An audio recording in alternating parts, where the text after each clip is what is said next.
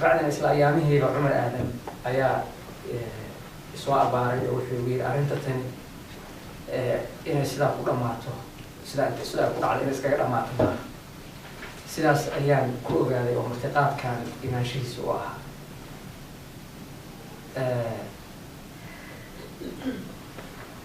مركا وحن يعني ما ركتي تدرسنا كهر markii aadan cabdulla cusmaan allah u naxariisto u dhintay inkastoo geeridiisu ay midaysa dareenkeena haddana waxay u ekayd duruufteena xoogaa inay kala daadsanayd inkastoo duruuftii weli ay taagan tahay laakiin waxaan xusuustaa 25 sano ka hor waqtigaas sida geeridii cabdullaahi ciise ay u midaysay oo u qabsatay dareenka qaranka marxuumka oo geeridiisa laga keenay yurub waxaan xusuustaa sida idaacadihii dowladdu ay barnaamijkooda ugu jeediyeen tacsida iyo ka hadalka marxuumka iyada oo marxuumka la xawaalay markaa waqti qoraxdu ay kurushahay oo harkii ah waxaan xusuustaa maxamed siyaad barre iyo aadan cabdulla cusmaan iyo maxamed ashir haamaan oo is dhinac socda oo dhex lugeynaya dad ciiddaa ka badan oo meydka daba socda laakiin dhimashada dadka noocaasi madaxda noocaasi marka arrintan oo kale ay dhacdo in aan xusno kabacdina arrintu ay dhammaato sida ugu fiican maaha oo aan la macaamili karno waxaan isleeyahay sida ugu fiican waxa weeye in taariikhdooda iyo ficiladooda iyo fikradahooda dareenkeena midaynaya aan daraasadayno si aan shidaal uga dhigano oo ugu hirano niman tagtadiisa aqoon taagantiisa ma fahmo timaadadiisana ma daryeelo waxaan jeclaan lahaa markaas caawo in aan wax ka xuso taariikhda hogaaminta wax ku oolka ah ee Soomaaliyeed markaan leeyahay taariikhda wax ku oolka ah macnaha ma dhihin taariikhda hogaaminta Soomaaliyeed mana dhihin dabeecadda taariikhda hogaaminta Soomaaliyeed taariikhda wax ku oolka ah taariikhda wax ku oolka waxaan mawduuca u xushay waxaan rabaa inaan soo koobo hogaamin wax ku ool ahna macnaheedu waxa weeye hogaamiye dadaal sameeyay oo ka tagay natiijo aayatiin leh laba waqti ayay ugu faahfaahsan tahay taariikhda noocaasi taariikhda Soomaaliya inkastoo ay jiraan waqtiyo kale oo si kooban waxyaalo muhiim ah oo ka ool loo xusay labada waqti waxa weeye xilligii udis ama ururka dhalinyarada Soomaaliyeed oo SWL u taqaaniin iyo xilligii qarniyadii dhexe ee dawladdii awdal laakiin waxaan rabaa in aan dib idin celiyo dhowr kun oo sano ka hor fadlan abuukar musawirka uu ku qoran yahay labada qof u qayb dadka koox ugu qayb waxaan rabaa inaad ila aragtaan hogaamiye Soomaaliyeed oo la sawiray 3500 oo sano ka hor meelo kale xoogaa si ay u arkaan si gaarsiiyaan hogaamiyahaas oo la rumaysan yahay inuu raas casayr meel u dhow uu saldhigiisu ahaa iyo wixii laga yiri sida ay u arkayeen dadkii sawiray oo ah masaaridii hore dadkaas gadaal ma gaar ma si jaamaarka sawirka waxaan ka hadlayaa adiga fahamta marka masaaridu wuxuu hogaamiyahani kaliya wuxuu nasiib u yeeshay in la sawiro oo arrintiisa la faahfaahiyo waqtigaas waa ninka la yiraahdo shan markan oo waaweyn oo boqoradii xabsashuud ay soo dirtay ninkii ay u tageen oo ay la kulmeen oo shanta markan oo ciidan xoog leh oo isugu jira shaqaale iyo ciidan hubeysan ay la socdeen masaaridu waxay u sawireen nin madax ka ah nidaam aad u abaabulan oo kooda la mid ah xataa magaciisa waxaa la oran jiray berxo afka masaaridana magaca fircoon waxaa lagu yiraahdaa berco waxaad garanaysaa labada magac labada cinwaan oo labada madax la siiyay si isku dhawaayeen xaaskiisa oo la sawiran waxaa la oran jiray oo ahayd iyadana boqorad loo tixgeliyay waxaa la oran jiray aati magacaas oo kale amiirad magaca masaarida wuxuu ku ahaa amiirad buu ku ahaa laakiin isagu nasiibun buu u yeeshay kunkii sano oo isaga ka horreeyay masaaridu waxay ka hadlayeen nidaamka noocaasa jiritaankiisa wax yar ayaynu sida aynu u aragno taariikhda Soomaaliya iyo sida ay tahay sida inaga loo kala dhacsiyo sida ay tahay farq weyn baa u dhaxeeya baaritaano cusub oo la sameeyay waxay sugayaan in jiritaanka qaranka Soomaaliyeed ka ahaan ummad degaan iyo luqad iyo dhaqan u gaar uu ku siman yahay 6,000 ilaa 7,000 sano ka hor marka xeebaha Soomaaliyana waxay ahaayeen xarig marsh ilaa meesha la yiraahdo koonfurta Yurub ilaa koonfurta Pacific waxaa ka hana qaaday 15 boqortooyo oo waaweyn oo inta isdaba taxay 15 boqortooyo oo waaweyn mid kaliya oo ka fursatay in ayna Soomaaliya soo booqan oo xiriir la yeelan ma jirin nidaamka noocaas oo ayna wax badan ka ogeyn maxaa keenay bal ka fakar waxa keenay in inta jiro oo intaas uu amba qaadna ma jiro wadan kale oo Afrikaan ah oo sheegan kara in muddo inta leeg dadkiisu dal iyo dad joogto ah oo meeshaas kale ugu nool wadan kale oo Afrikaan oo la heli kara ma jiro wadan kasta dadka ku nool maanta waa dad meel kale uga yimid taariikhdiisu isbedeshay Soomaaliya kaliya u baa waxaan jeclaan lahaa taariikhda inaad iga celisaan hadda mawduucayga aan isku koobo waayo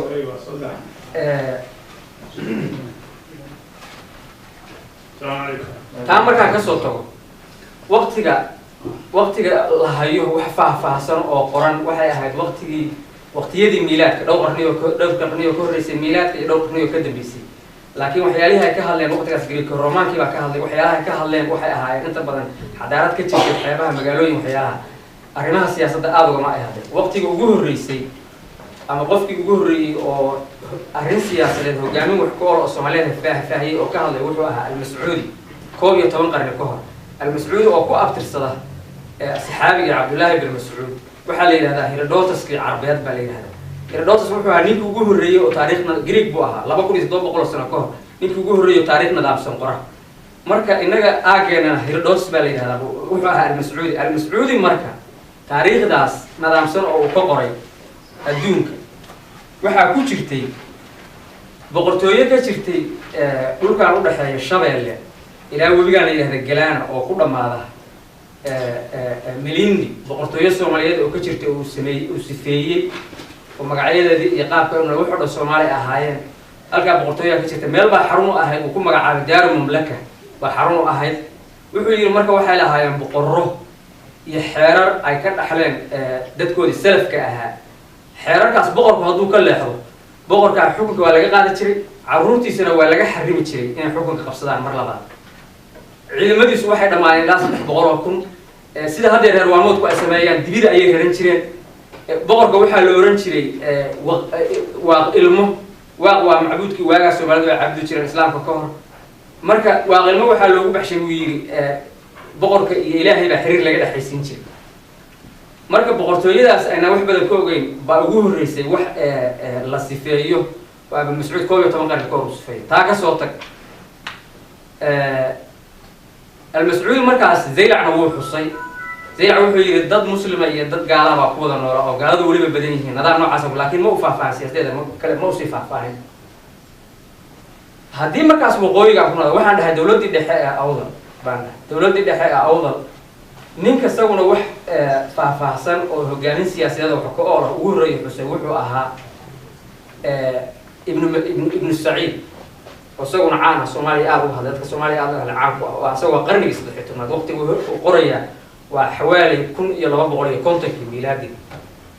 Zaylac waxa xukumayay buu yiri Zaylac waxa ahayd magaalada ugu xusid badan oo ugu caansan Soomaaliya waqtiga marka waxa xukumayay buu yiri niman odayaal waxa ka socday nidaam isku dubaridan oo ganacsiga adduunka oo dhan isku yimaado odayaasha markaa Zaylac ay xukumayay dawladda awdal laftigeeda waxa la aasaasay 850 xawaali baa la aasaasay qoraan isaguna awdali ah oo waqtigaas ibn Saciid ku beegay isaguna faahfaahinta ugu badan bixiyay oo xusay dawladdu ilaa xeebta Zaylac ilaa dhul hadda maabkaas kale ama waxaan ka codsanay isagana aad u dhiib maabkaas kale ilaa haradan taana webi ku dara oo la yiraahdo Oomo intaas oo dhan imbaratoriyad bay noqotay intaas oo dhan islaamka ku faafisay waxa ka dhistay boqortooyo ka dhistay marka odayaasha markii hore u talinayeen nin marka la yiraahdo Umar Wali Asma oo saga saldhigiisu uu ahaa gudaha magaalada Awfaad la oran jiray oo webiga Hawaash iyo Addis Ababa u dhaxaysay saldhigiisu ah oo saguna kulka gudaha oo dhan isku xukumayay Faysal waxa la yiraahdo oo kale odayaashan Zaylac fadhiyay iyo nidaamka Zaylac fadhiyay ayuu wakiil uga sii ahaa gudaha fog wakiil uga sii ahaa meel Addis Ababa ku dhow xaruntiisu ah magaalo caan oo Awfaad la yiraahdo ninkaas ayaa mideeyey 1210kii maamulkii awda mideeyey oo wuxuu dhisay boqortooyo jirtay ilaa 200 nimanka aad maqasheen oo xukumayeen dhulkaas Sacdudiin iyo Xaqudiin iyo Jamaaludiin iyo Imaam Maxamed iyo nimankii markii dambe Imaam Axmed uu ka soo baxay nimankaas oo aan wax badan leeyo ka shoogin laakiin ah niman Soomaaliya oo la yaqaan abtiriskooda la yaqaan oo leena ka qariyay nidaamkaas weyn buu sameeyay ninka dawladdaas marka awdal maxay samaysay horta marka koobaad waxay ahayd imbratoriyad intaas oo dhan bay gaartay muslimiinta geeska Afrika oo dhan bay dawlad u ahayd dadkaas halka aan degayno dhulka fog waxa deganaa dad kale oo kuushi ah Soomaalida la xiriira Highland Eastern Cushitic ba afka ka lagu yiraahdaa dadkan hadda hadiyada iyo sidaamada la yiraahdo dadkaas bay muslimiinta imbratoriyad waxaas oo dhan bay soo keenay muslimiinta geeska Afrika oo dhan bay dawlad u ahayd xabashida ayaa 1300 iyo xoogaagi waxay ka timi wallo amxaarada oo dhulkaas sidaa ugu soo fiday dagaal bay la gashay laba qarni iyo ka hor iyo nus qarni iyo rubuc ka hor bay Imaam Axmed ka hor dagaal kula jirtay way difaacday adigu inkastoo dhul laga qabsaday aan dad Soomaalidu ku badnayn haddana dhulka Soomaalida way difaacday xadku wuxuu ahaa si kale kuma garataan meesha hadda Addis Ababa ay tahay way xadka awdal iyo amxaaradu ahaa markay soo fiday 1332 bay bilowday soo fitaan waxay kaloo haybadeeda ku fidisay dhulka Soomaalida oo dhan oo waxay ahayd dawlad qaran qoraallo badan baa jira oo inkastoo ay ku beegan yihiin 5 qarni ka hor oo xusaya in meesha la yiraahdo Raas Casayr dhulkan hadda bari in ay ka jirtay maamul saldanad wax ku ool ah oo laga xukumo dawladda awdal ay xukunto ilaa 5 qoraal baa jira oo arinta Boortaqiis iyo Xabashi isku jira magaalada Xamar la yiraahdo Xabashida laftigooda ayaa markay dagaalamayeen waxay yiraahdeen Xamarna dawlad baa ka jirtay oo haddii Xamar laftigeeda dib aan ugu noqdo الحموي اسكو وقت هاي مستعيد كان حصي باوحو حصي او يري اوديال با حمر او تليا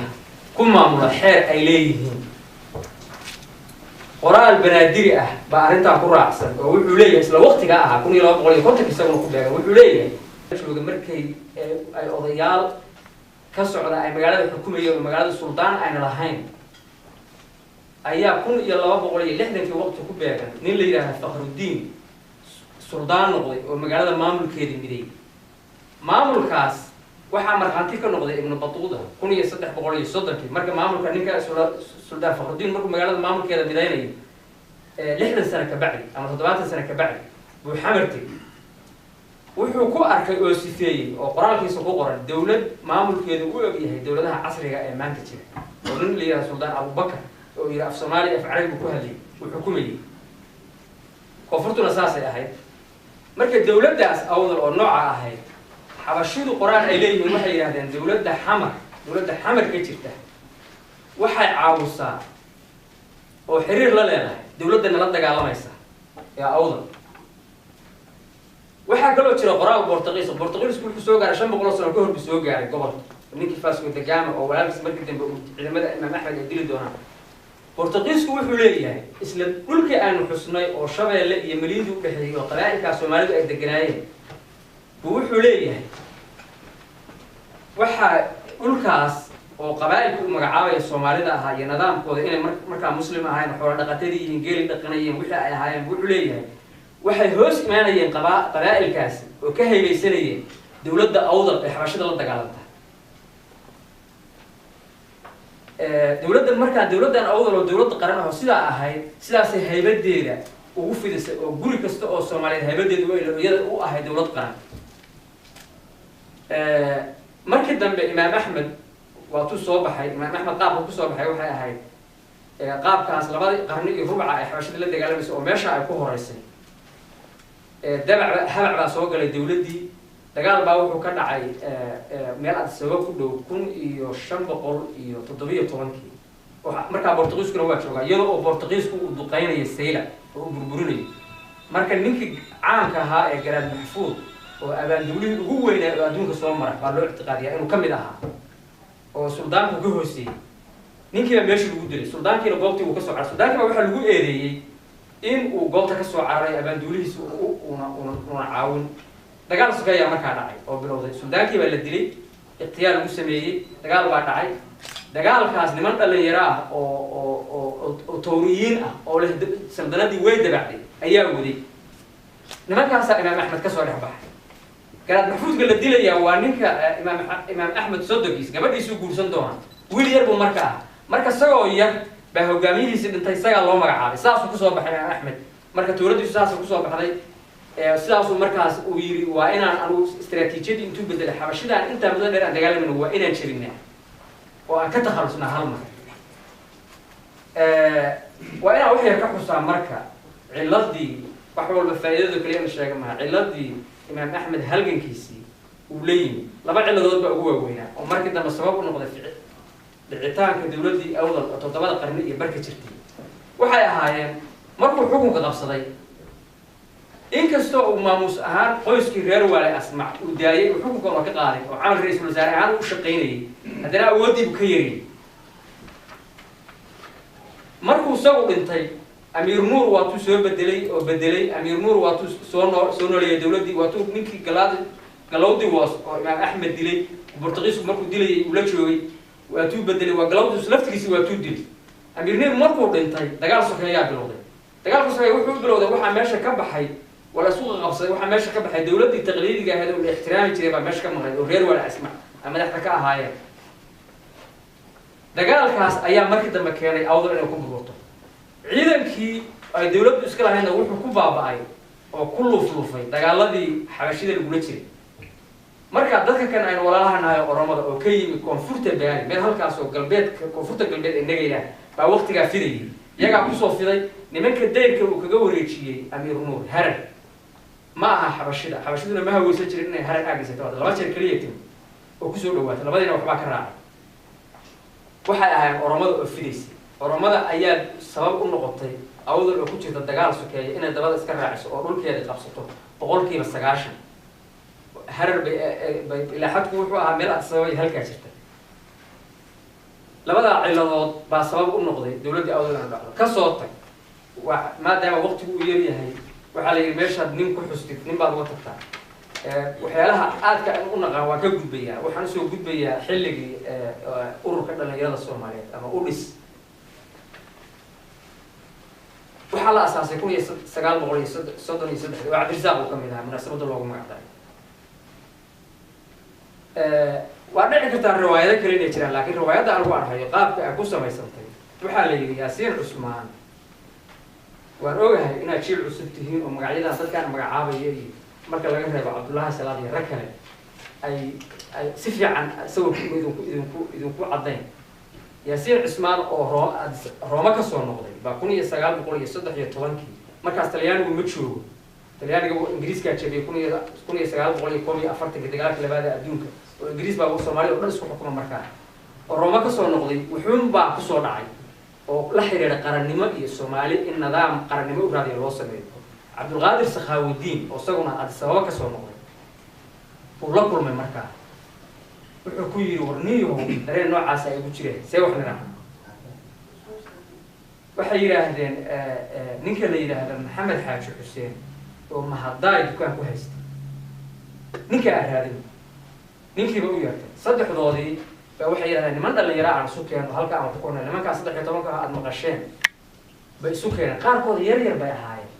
wiilal yar baa waxa la yiri nidaamka ingiriiska oo wadanka xukuma inay kama yeelay wax arrimo siyaasadeed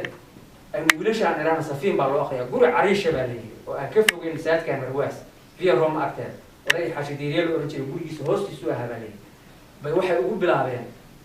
safiine 13 wiil oo yareerka qaar baa waaweynaa saydiin nur xirsi iyo saddexdooda iyo rag baa waaweynaa laakiin cabdulqaadir muxuu ismaa geedi raage iyo daandhaga weyn oo yaasiin la dhashay iyo cali borduro isagoo qaraabo la ahaa iyo niman kale oo dhowr ay waxaas oo wiilal yar ay ahaayeen baa siyaasad xataa qaangaar uma ay ahayn safiina loo bilaabo sidaasay ku wateen siyaasadda u hoosgeliyeen markii askartu soo kulmeen safiina loo akhriyo ka tagaan markii dambe way iclaamiyeen meel guriga markii dambe uu ahaa guriga baarlamaanku bay ka samaysteen cariish markii hore waxay u bixiyeen nadhis naadiga dhalinyarada Soomaaliyeed macnaha idinku waxa u taqaaneen SWC Somali Youth Club u taqaaneen mar dambe ayaa loo baxshay siyaasad loo rabo intay xoogeysteen ay raad siyaasad baa noqonayna markii naadiga ku gabanayeen markaa rag baa soo baxay markii dambe nimanka asaasay yaasiin cusmaan durbadii waa iska dhintayba isagaa la yidhahda aabihii buu ahaa 1947 waaba iska dhintayba Sakhaawudiinna waxaan filayaa waqti uu dhintay ima cadda laakiin isaguna wax badan kama sii dambeeyay xaaji maxamed xuseen baa saddexdii nimanka ugu firfircoonaa sii noolaaday oo siyaasadda aad ugu sii jiray raggaana soo baxay aad maqasheen Cabdullaahi Ciise iyo Aadan Cadday raggaas iyagu ay soo qoreen oo ay soo rukuud gareeyeen oo gobolada ay uga yeereen sida Mahadey looga yeeray xaaji maxamed xuseen oo kale raggaan ugu caansanaa marka waa rag gadaal ka soo baxay waqtiga ugu yar awgeed raggaas iyo arrimahaas oo dhan ma wada xusi karo waxaan u soo gudbayaa SWL marka taariikhdeedu waxay ahayd laba nooc waqtiga halganka oo 60kii ka horreeyay waqtiga dawladnimada waqtiga halganka meesha ay gaarsiiyeen Soomaalinimada iyo qaabka siyaasadeed oo ay u abaabileen Soomaalida wax ilaa iyo hadeer aynu aragnay oo aynu ka fikiri karna ma aha iyagoo waliba aan aqoon lahayn aqoontoodu siday u gaabneed dadaal bay ahayd iyo ikhlaas wax walba ikhlaas ka sameeyo waxaa ku tusaya ilaah Djibouti ilaa Dirdhabe ilaa Harab ilaa Hargeysa ilaa Gaarisa intaas oo dhan ay hal mar isu keeneen waa ka gudbayaa waxyaalihii aan waqti waa ku sii dhacayaa baa lagu yiri dhinaca dawladnimada ugu gudbay dhaqankii marka dhaqankoodii wuu balaarnaa dhaqankoodii waxaan tusaale uga dhigayaa maalintii xorriyadda la qaadanayay oo Cabdullaahi Ciise xukuumadda madaxda ka ahaa dadkii lagu martiqaaday xukuumadda sida Jaamac Maxamed Qaalib oo xusuusinayo waxaa ka mid ah dawladda lagu martiqaaday Israa'iil mar dambe ayaa xuluteen dawladdii oo waxay damceen Israa'iil waxay dooneen Israa'iil inay ka noqdaan martiqaadka ay siiyeen Cabdullaahi Ciise wuxuu yiri dawladda cusub ee dhalanaysa Soomaaliya qalad qowlkeeda ma jabinayso Israa'iil buu la xiriir wuxuu idinku ka noqdo annagu afkayga kama orano idinku ka noqdo martiqaadka annagu kuma qanacsanin inaad noo timaadaan sidaasay ku dhacday dhaqanka dawladnimo ay ku bilaabeen iyo sida ay dareemayeen noocaas u ah aan u soo gudbo marxuumka waqtiga ciriiriga awgees laba qiso ayaan idinka sheegaya oo inta badan jiilkiinu ayna wax badan ka maqan laakiin dadkii waqtigaas ahaa ay wax kama maqleen maamaha waxaan u maleynayaa ragga qaarkiis ay maqleen oo ay la socdaan maamaha la yidhaahdo Catoosh iyo ilaah baan ugu dirirayo dhanka Catoosh baan u cirsan maamadaas waxay ku baxday Catoosh wuxuu ahaa baan idin sheegaya labada arrimood aan ka sheegay kamid ah Catoosh meel magaalada Gaarku waqooyiga ka ah bal la yiraahdo Roox baa la yiraahdo reer mudug ay biyaha fariista beerana way ka samaystaan marka balliga waxa ag mara tog biyuhu raacaan oo weyn oo weli oo kala laakiin waxa u dhaxaysa karin yar oo buur yar u dhaxaysa marka meeshaan biyaha fariistaa durbada way ku ah biyahan webiga raacayaan way iska tagaan Catoosh dadkiiba isugu yeeray wuxuu yiri meeshaan buurta oo karinta u dhaxaysa balliga iyo toga aynu jabino aynu qodno oo baabino gudmihina soo burta meeshaan aanu meesha ka leexino si biyahan aynu u soo leexino balliga aynu u soo leexino arrintii waxa qaadanaysa sanooyin meel buur dhan oo la rabo gudmo in lagu qaado dadkii baa daalay marka nin kamid ah xoogii arrinta ku jiray wuxuu yiri macnaha markuu arkay Catoosh arrintiisa inuu ka noqonayo wuxuu yiri Catoosh ilaah baan ugu dagaalamayo dhanka Catoosh baan u ciirsana Catoosh wuxuu ahaa Cabdirasaaq awowgiisi labaad Cabdullaahi Salaad baa iga badayaan maray awowgiisi labaad iyo amsa awowgiisi koobaad baa ma awowgiisi koobaad ya awowgiisi koobaad baa soo ma xaaji Xuseen ku dhalay marka arrintaas oo waqtigaas waa 150 sano ka hor meelahaas marka arrintaas dhacaysa Soomaaliya iska dhaaf adduunka kala wadan mashruucna sida u hanweyn in qof ku fakaro waxay ahayd wax aan jirin meel yar bay ka dhici jirtay mashruucan noocaas oo kala ninkaas marka Cabdirasaaq ka soo jeeda kan kale oo isaga maamulkiisa ku saabsan qisada kale oo maamulkiisa la xiriirtay waxay ahayd arrinta maalintii aanu maqalnay ahayd ka warqadda cas waxay ahayd ninkii shaqadiisa ka soo bixi waaya oo shaqaalaha dawladda kamid ah warqad cas baa loo keeni jiray shaqadii waa laga ceeyay macnaheedu ahayd rag arrintaas oo ku dhacday waxaa kamid ahaa nin Cabdirasaaq walaalkiisa oo la yiraahdo Cabdulqaadir Cawar warqadda caseed baa loo keenay shaqadii waa laga ceeyay ninkii wuxuu noqday baagamuuda shaqalaan baa ku dhacday maalinta dambe uu fakeray wuxuu yiri bal Cabdirasaaq isaga ra'iisul wasaare ah bal wax aad naxariis iyo jixin ugu heshay samee dameerkan biyaha dhaamiyo magacaas dameer ba xamar biyaha xamar u dhaamin jiray dameerkii buu ninka soo amaahday wuxuu yiri dameerkan adoo dhaamiyo shaqooyinka markaas waxa loo arkay dameer dhaaminta shaqooyinka ugu liita oo magaalada ka socda badankiisu u arkay dameerkii uu soo kaxaystay qaydkiisa yaraad soo xirtay guriga Cabdirasaaq soo garaacay albaabka waxa ka furtay gabar uu qabay mulaaxal oo oran jiray waa ku naxay Cabdirasaaq oo guriga joogay ku orday waxa uu reede walaalka cawar oo dameer dhaana wada baarida taagan oo muxuu rabaa in laga gato biyaha laga gato rabaayo lacag ka helo oo shaqaysanaya biyaha ka gadoy sidii wala yeelay cawar waa wax garowshiya ay jixin oo ka waayay Cabdirasaaq meeshii uu ka horeelay saasay noqotay sidaasuu ku imaansaday inuu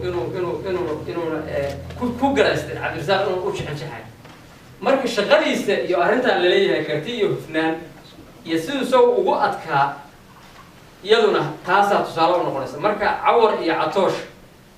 tusaale fiican bay ka bixin karaan Cabdirasaaq xafiiskiisa markuu soo wareysay wasaaraha noqday niman badan oo ay qaraabo yihiin oo isaga ay isku dhow yihiin oo Xasan Cali Imraan uu kamid yahay markaa PhD haysta kaligiis waa isku dhow kama hadlay qabiil waxaan ka hadlayaa ilmaadeertiis labaad iyo ilmaadeertiis saddexaad iyo ilmaadeertiis afraad baan ka hadlay dadka magaala soo galka ugu fursad badan oo aqoonta iyo ka faa'iideysiga iyo magaalada dadka ugu roon bay ahaan bay kamid ahaayeen Soomaalida niman badan oo noocaas oo wada shahaadooyin soo wada qaatay ama aqoon leh magaalada joogay midna uma u furin oo midna abaar uma sheeganayo dadkii markaas ugu aqoonta badnaa oo magaalada joogay nin kamid oo shireen waxa la oran jiray shahaado sare ku qaatay Mareykanka ha masar ku qaatay Soomaaliya Ministry of Public Administration ninkaasu u qortay xafiiskiisa inuu maamulo dad yar oo baa shahaado noocaas haystay oo shireen waxa kamid ah isagu u qortay nimankaas oo dhan ma u daray madax meesha aan arkayna hadda leeyahay ku ababiyay madaxda hadda jooga nin walba dhinac qaraabo yihiin markuu hore xafiiskiisa ku bilaabay shireen waxa ay Cabdirasaaq waxba kama dhaxay dhaqanka SWL marka laga dhaxlay noocaas ah waxyaabo badan oo Xasan Cali Imraan hataa laftigiisa qaabka uu PhD ku helay haddaan waqtiga qaar Umar inaad isar waqti qaabka PhD ku helay hadii la ka sheekayo waxa ay tusaysaa dhaqanka SWL sidoo uu ahaa taa kaliya aan ka dhaco Xasan Cali Imraan ayaa dhowr sano ka hor iga sheekayay marka wax ka badan wuxuu igu yiri